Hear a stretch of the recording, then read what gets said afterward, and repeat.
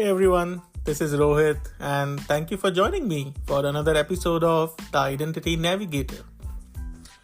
Today we'll talk about a brief history of authentication mechanism. So let's dive right into it. To truly understand the next in security, we need to understand the what and how behind the current. That means what led to the need of current solution and how can I break the current solution. Not everything is about the best in security. It is about what's acceptable. What's the acceptable level of risk that your business is willing to take? User experience and security can be friendly, but not the best of friends. There is always a line that you will have to draw between user experience and security, and that line can be said as risk appetite or risk acceptance. Like if security was not a concern, I would not like to have a password on my laptop. But if laptop belongs to the Pentagon, then I'll implement security, even if it inconveniences me or the user of that laptop. Right? But I digress. Let's deep dive into the history of authentication or password mechanism. The evolution of authentication and authorization has been driven by the need of increased security and usability. As technologies continues to evolve, we can expect to see new authentication and authorization methods emerge, each with its own strength and weakness. But I'm pretty confident when I say that there would never be a solution which is 100% secure. There would always be something that would be lagging or a fault that would be found out, and that would lead to creation of another solution. So the passwords, right, or we can call them credentials, or most specifically, we should be calling them memorized secrets. Because every time we think about password, we think about, hey, password 123, and hopefully that's not your password. So in ancient civilization, like the Romans, they used passwords or watchwords as a security measure in their military operations. So imagine how far we have come from that. Soldiers would use daily changing watchwords to verify that someone attempting to enter a guarded area or camp was a legitimate member of their group. At night or during shifts, a guard would challenge anybody approaching with a call for the password. If the individual could not produce the correct password or the watchword, they were often viewed with suspicious or treated as a potential threat. So, not really that different from today's memorized secrets or passwords. But beyond military applications, some ancient cultures also utilized password or coded language for secret rituals or to gain entry into exclusive gatherings. Now, I have always tried to be a part of any such group, but that's a story for my therapist. Moving on, these early passwords were primarily verbal and based upon trust, unlike today's complex digital passwords that undergo encrypted verification processes. The principle, though, remains consistent. Password serves as a protective barrier to unauthorized access, whether it's for a military camp or a digital account. Right? But who is interested in how Romans use password? We are all interested in how the computers are using the password and what's the journey there. So diving right into it. The earliest use of computer passwords can be attributed to the rise of time-sharing computer systems in the 1960s. Before the era of personal computers, computing resources were expensive and limited. I think they still are, but not that much. As a result, multiple users would share access to a single computer system, with each user allocated a specific amount of time to use the machine. So these were big mainframe systems taking over a room, and then users were sharing these. So compatible time-sharing system, commonly known as CTSS, this was developed at MIT's Computation Center. Is often cited as one of the first computer systems to implement password protection. It allowed multiple users to log into the system and use it simultaneously. So it was pretty advanced if you ask me. To manage this and to ensure each user had their private area for files and programs, CTSS used a login and password combination. However, the concept of password security was still in its infancy. In the early days of CTSS, there was an incident where a user was able to print the entire file of passwords due to an oversight in the system's design, revealing the need for more robust security measures. It's fascinating to see how far we have come from that and still how many of the same basic problems still remains. So let's see as to why this had evolved. So this earlier usage laid the groundwork for the widespread use of passwords in computing. But as the computer technologies advanced, so did the ability to crack passwords. In the 1980s, dictionary attack became a common technique for hackers to guess passwords by using a computer program that systematically tried every word in a dictionary until it found the right one. So users had their username and password, and hackers just ran a loop trying every word possible in the dictionary. So a dictionary attack is a type of cyber attack in which an attacker attempts to gain unauthorized access to a system or service by systematically guessing passwords using a list of potential passwords. The idea is that many people use common words, phrases, or patterns for their password. Are you one of them? Which are easily guessable, especially when using a comprehensive list of likely candidates. So here is a breakdown of how a dictionary attack works. It has got 3 stages: preparation, systematic guessing, and automation. It's not very high tech, but the attacker compiles a list, which is commonly called as dictionary, of commonly used passwords. These can be actual words from the dictionary, names, common phrases, or any other predictable combinations. And then systematic guessing. The attacker systematically tries every word or combination from the list until they either gain access or exhaust the list. And then automation. Dictionary attacks are typically automated. They require very limited computing power, and they use software that can try thousands of password attempts in quick succession. Can you guess now why the requirements of user account lockout came into the picture? So it's important to differentiate between dictionary attack and other type of password guessing attacks. So at a high level, we should be aware of 3 things: a dictionary attack, which you already know now hopefully, a brute force attack, and a hybrid attack. In a brute force attack, what happens is that the attacker tries all possible combination of characters until they find the correct one. So it's more exhaustive, it's more time consuming method than dictionary attack, but it can be more effective, especially against short passwords, and it has a higher probability of success than the dictionary attacks. And then there are hybrid attacks. So this attacks contains element of both dictionary and brute force attacks. An attacker might start with a dictionary word and then append or prepend numbers or symbols trying various combinations. Because as human beings, we are very predictable. So many of us use, we need a special character. Let's use @. We need a number. Let's use @123 or 120. And that is why it's easier for them to first use those combinations which has a higher probability. So to combat the threat of dictionary attacks, password complexity was introduced. Right.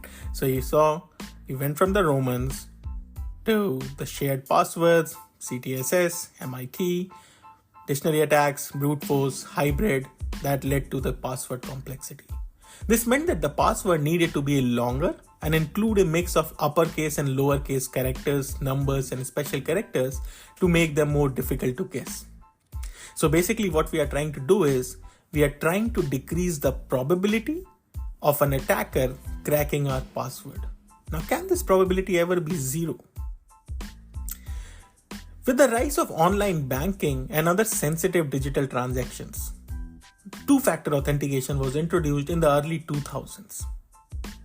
This required user to enter a password and a second form of identification such as a fingerprint or a security token. So MFA or multi-factor authentication evolved from that two-factor authentication. So, something something you have, something you are, and then, somewhere you are and things like this. So it has gone into multiple dimensions. But essentially, multi-factor authentication is something that is a memorized secret. Now, when we talk about passwordless, this is what we are saying, that memorization thing will go away. Something you have, something like your phone, you can get SMS, you can get an email, you can have an authorization or authentication app, and something you are, your fingerprints, your iris scans, anything like that. And that something you are is called biometric authentication, which uses physical characteristics such as fingerprints, facial recognitions, iris scans to verify identity. So this has become increasingly popular in recent years. This eliminates the need of passwords altogether and provide a more secure method of authentication. But it does it at the cost of your privacy. So we have to find that balance between usability, security, and privacy. And thank God for all the privacy laws out there. Password managers have also emerged as a popular solution to the problem of managing multiple passwords. These software programs generate and store unique complex passwords for each account, and hopefully all of us have probably used a password manager in the past. These password managers can also automatically fill them in when the user logs in. So even though the passwords are pretty long, they are complex, they are unique, still with this automatic fill-in feature, there is a sense of more usability. Excuse me. So what we have discussed so far is very focused on a user trying to access a resource. But how can we extend the same concept to an enterprise or a group of resources? So you have 20 applications in your company. Do you want users to use the same password, which increases the risk exponentially? However, it's simpler for the user to memorize that password without writing it down, or you want the user to have 20 different passwords. So you know where that is getting at, right? This led to the concept of federation and single sign-on. This emerged as a solution to the challenges posed by the growing number of digital services and applications that user needed to access. So not just an enterprise case, even with case of Gmail and Google suite of applications, we can use SSO. So as organizations started using more and more applications, it became impractical and insecure for users to remember and manage multiple set of credentials. Thus came SSO and federation. So where we are with this journey, we started from the Romans, we went to username and password in a digital world, then we went into multi-factor authentication, and now we are trying to apply it to a group of resources or an enterprise, and this is where federation or single sign-on comes into the picture. So the idea behind federation is to allow users from one domain to securely access data or system of another domain, potentially owned by different organizations. This is crucial in scenarios like business participations, where users from company A need to access resources of company B. And SAML, which is Security Assertion Markup Language, plays a significant role in enabling federation between organizations. We'll come to that. So the concept of federation was first introduced in the early 2000s, and it has since become a popular authentication mechanism. In early days of computing, most computer systems operated in isolation. So there weren't a need for SSO or federated identity. Users would log in to each system separately with distinct credentials. With the advent of network systems in the 1980s, organizations began to see the need for SSO. The goal was to provide users with the ability to access multiple applications and systems by logging in just once. So early SSO solutions were typically proprietary and tied to specific platforms or applications.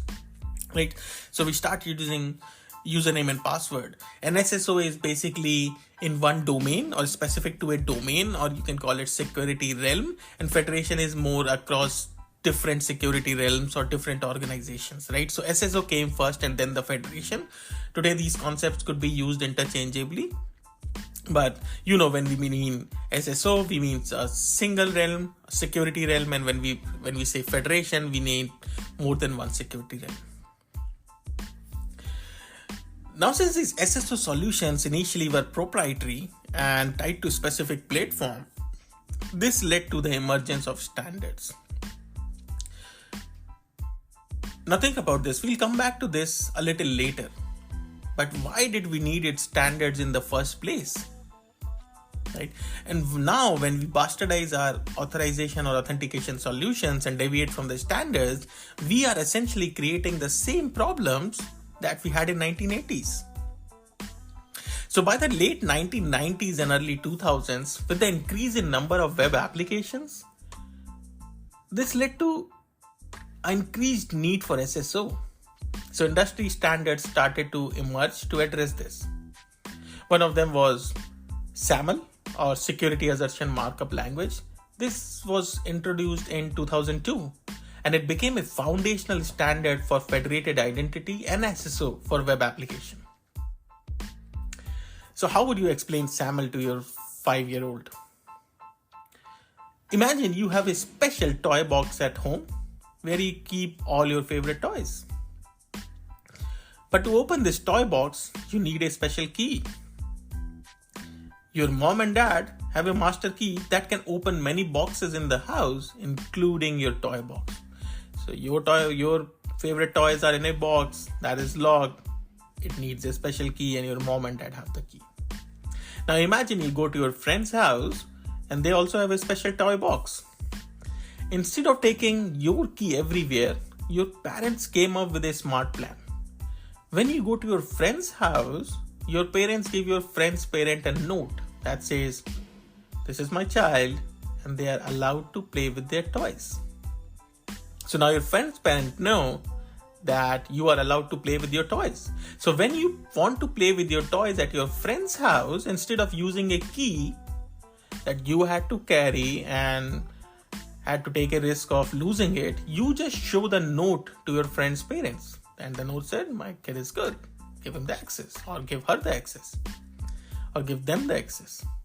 They read the note and say, "Okay, you can play with your toys," and then they open the toy box for you. In this story, the toy box is like a computer program or website that needs a special key or passwords to access. The note from your parent, this is SAML. It is a message that tells other computer programs or websites that who you are, and then you are allowed to use them. And your friend's parents checking the note and letting you play with the toy are not just good people, but they're also the computer program or website checking the SAML message and letting you in. So SAML is like a special note that lets you access things without always needing a key. And then this evolved into OAuth. Right? It was originally introduced in 2007, and then later OAuth 2.0 came into 2012. OAuth provides a method for third-party applications to access user data without exposing user credentials. So, even though we are talking about the history of authentication here, but I really wanted to touch upon OAuth because this is how we are progressing. Right?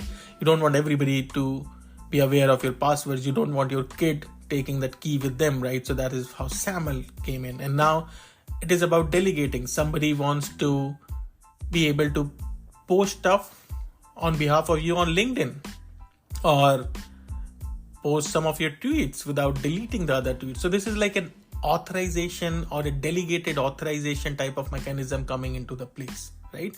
So this OAuth, because of this need of the delegation, came into picture, because otherwise I would have to share my credentials with whoever wants to do things on my behalf.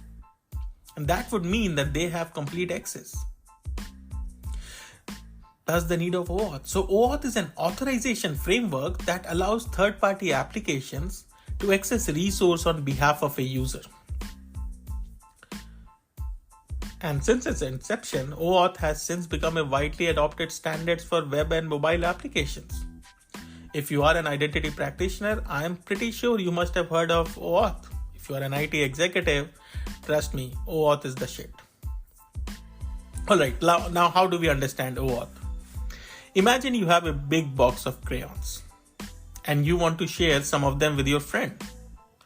But you don't want to give your friend the whole box. You just want to let them borrow a few specific colors. So instead of giving your friend the whole box, you ask your teacher to help. Your teacher creates a special similar box with just the crayons you want to share. And you give that smaller box to your friend, and then they can use those crayons without ever touching the rest in your big box. Makes sense to me? So in this story, your big box of crayons is like your online account with all your private information. The smaller box of crayons that your teacher made is like OAuth. It's a way of giving your friend or another app limited access to your stuff without giving away everything.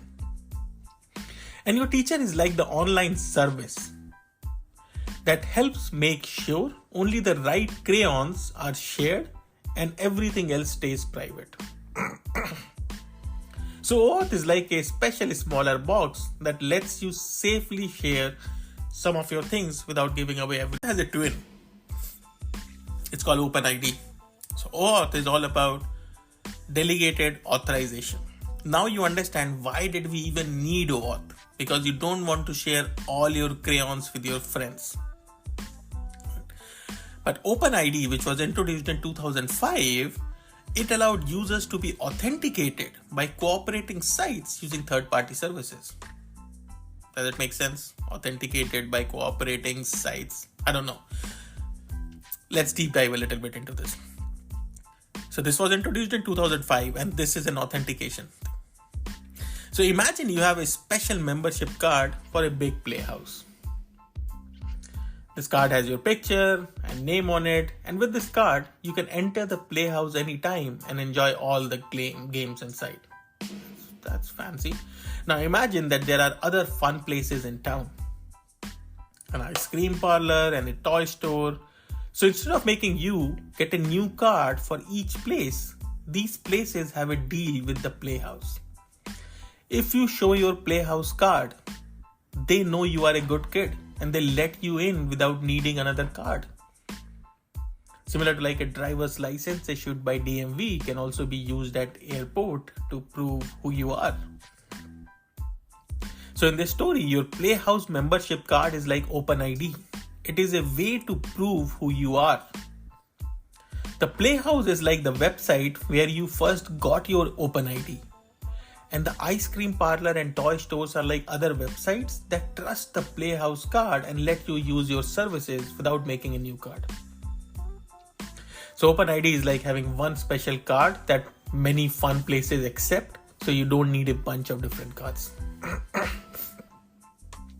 Then we came to tokens.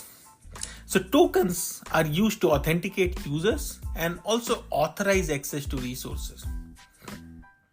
So that means there would be different type of tokens, ID tokens and session tokens and access tokens used for either identifying you or authenticating you or authorizing you.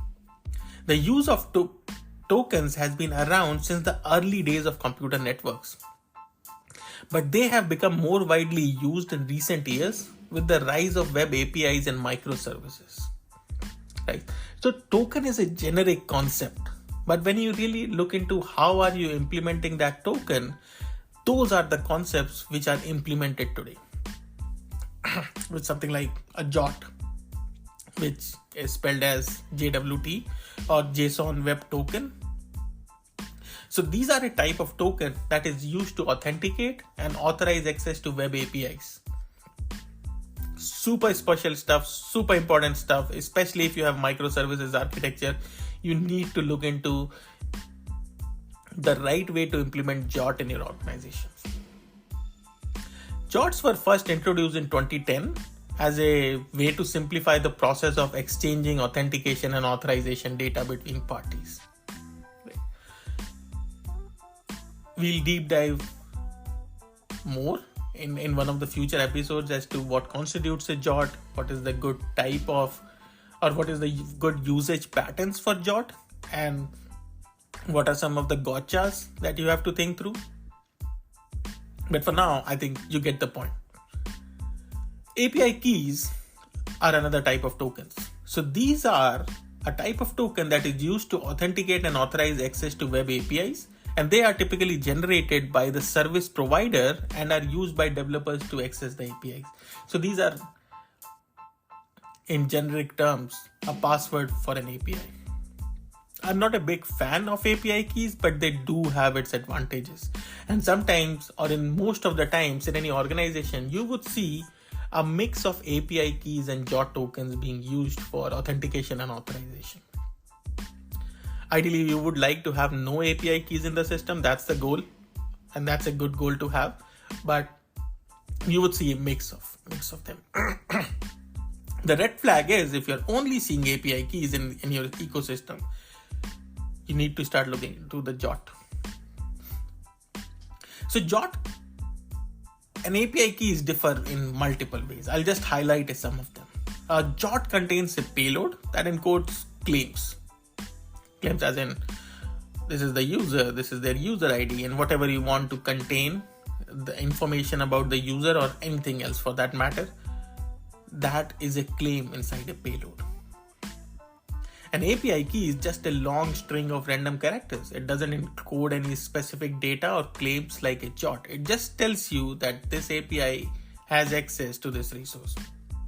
That's it. There is no payload data. There is no additional data that is coming within the API key. JWTs can be signed to ensure that they haven't been tampered with. Using the HMAC algorithm, RSA or others, the server can verify the signature of the JWT and ensures its integrity. And JWT can also be encrypted. API key, as we discussed, is essentially a secret and should be treated with the same level of security as a password. There is no built-in mechanism for the API key to be verified in the same way as JWT, but the server can check if the provided key matches what's accepted or expected. So once you have an API key, or if you have an API key, identify the governance process behind it.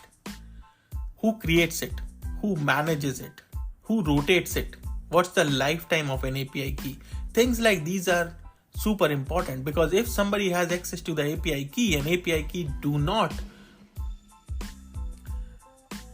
decompose on their own, they would be able to access the service forever, unless you change the API key or create a new API key for that service. Because JWTs have a built-in expiration. You can have a claim, time to live, expiry, whatever, after which they are considered invalid. However, if you need to revoke a JWT before its expiration, it can be challenging because JWTs are typically stateless, right? So you see the point, right? A server doesn't need to store anything for JWT to work. So they are stateless. So revoking JWT before its expiration could be complex. And for that complexity, I mean, not implementation complexity, but you would have to create a system that implements token blacklist to handle this scenario.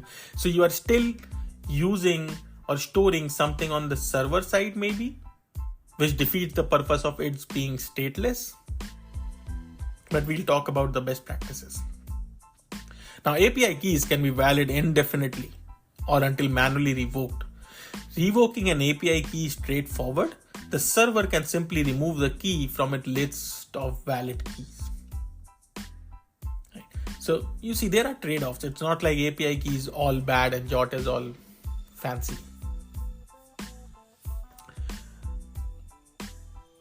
Often used in token-based authentication systems, JOT is good for modern web applications, mobile apps, and my favorite, single-page applications. API keys are commonly used to provide access to APIs, especially for third-party developers. They are very widely used. And they are also used to meter access, track API usage, rate limiting, bill users based on their uses.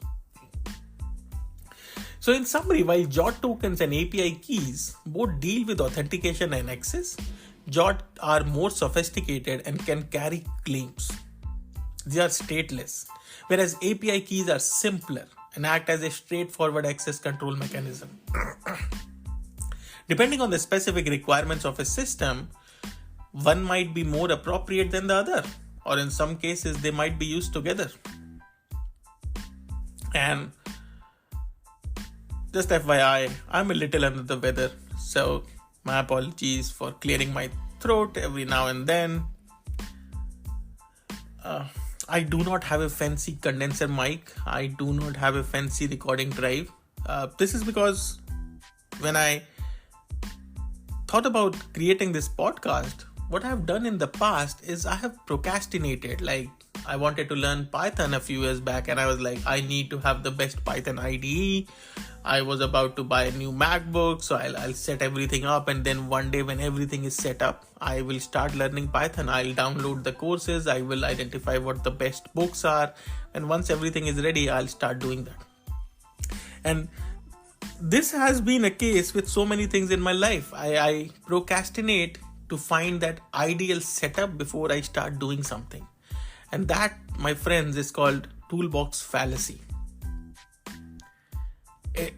It's just me blaming somebody else for not wanting to do anything, or creating a circumstances where things can be delayed and still I do not own up to it.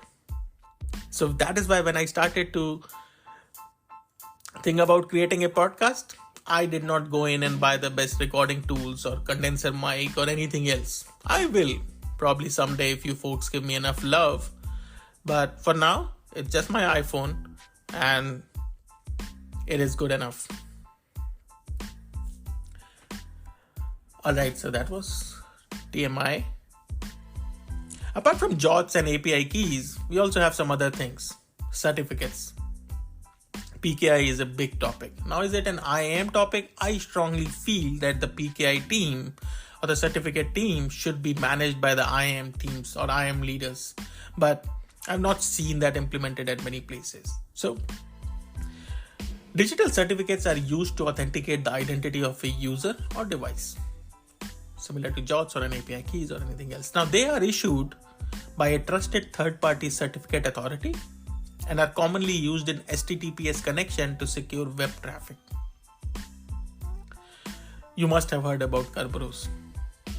Very quickly, Kerberos is as a protocol. It's a network authentication protocol that uses tickets, Kerberos ticketing system, to allow nodes to provide their identity over potentially insecure channels.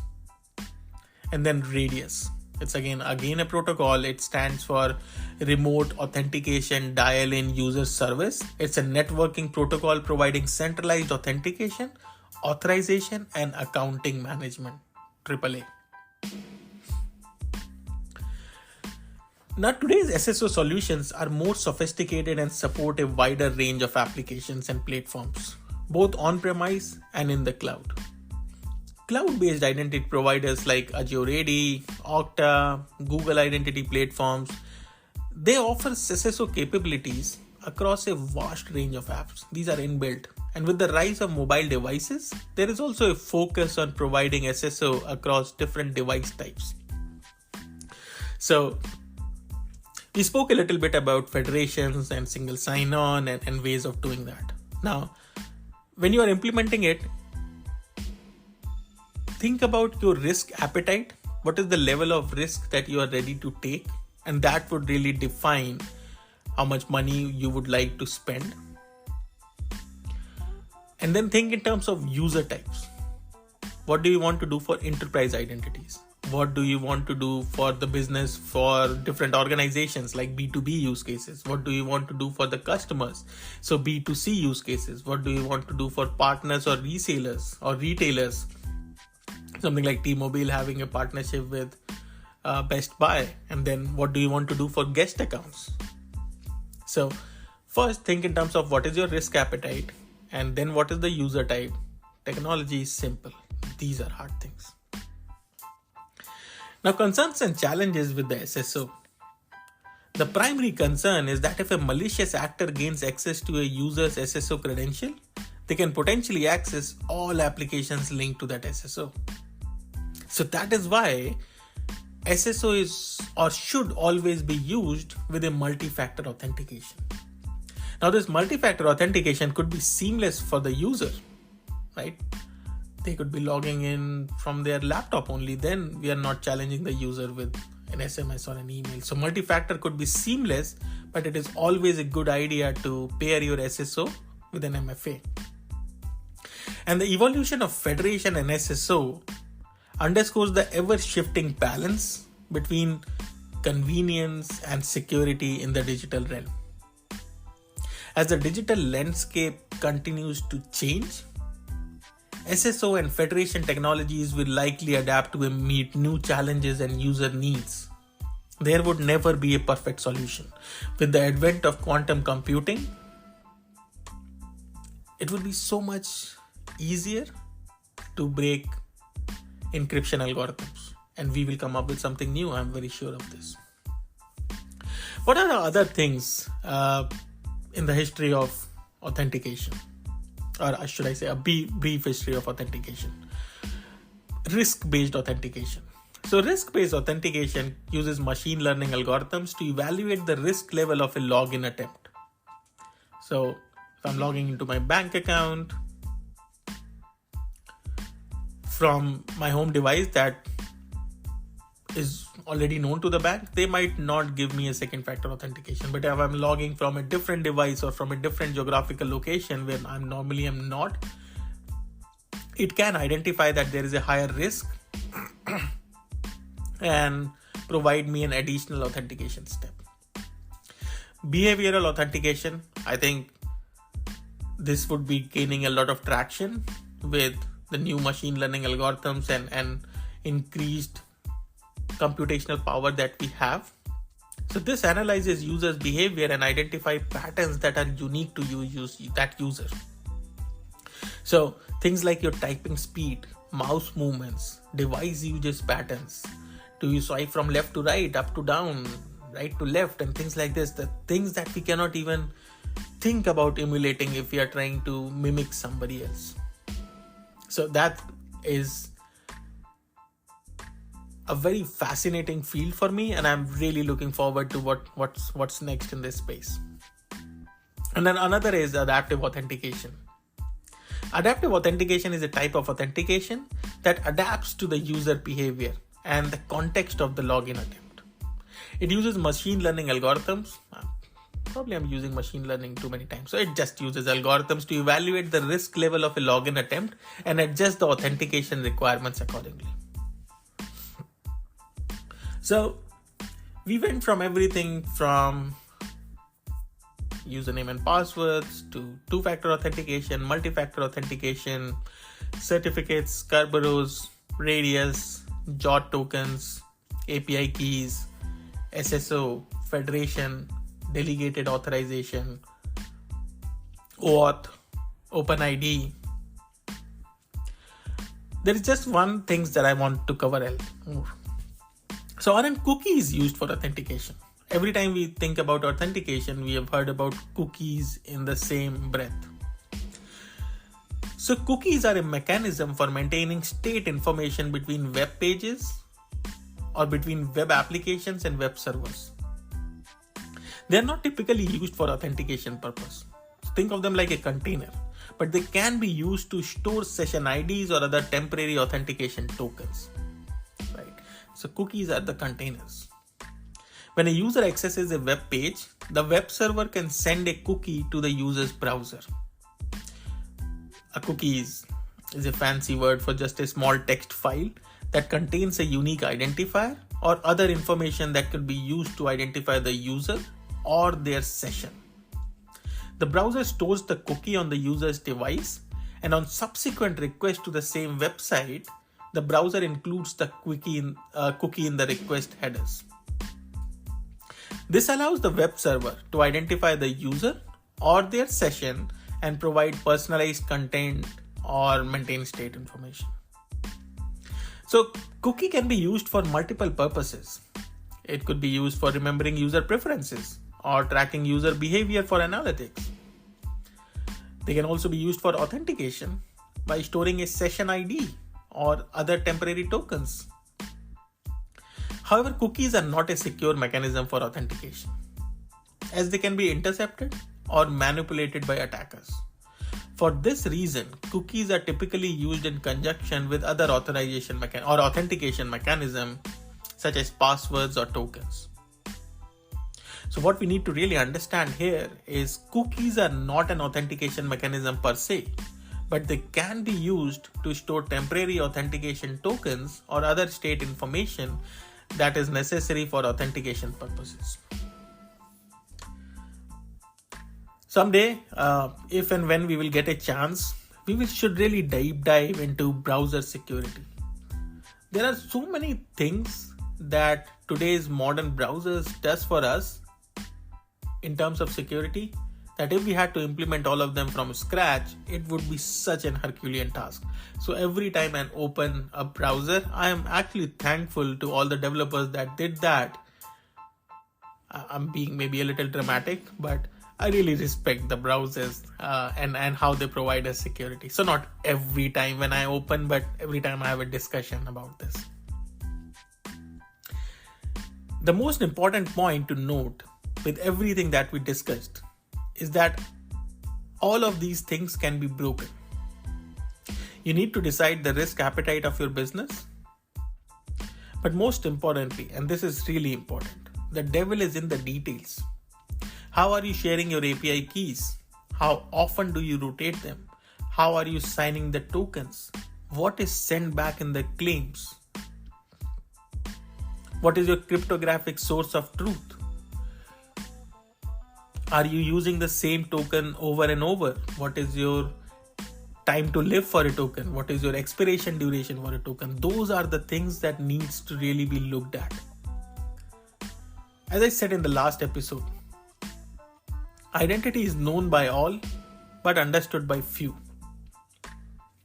While implementing authentication and authorization, seek the help of identity experts.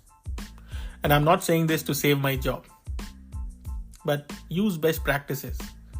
Do not bastardize the solution, and unless your company is not making money off it, prefer commercial off-the-shelf solution. And this is not me saying this, this is Google. Thank you for listening. I can be reached on LinkedIn, or you can send me an email at theidentitynavigator@gmail.com. This is Rohit, your Identity Navigator. Till next time.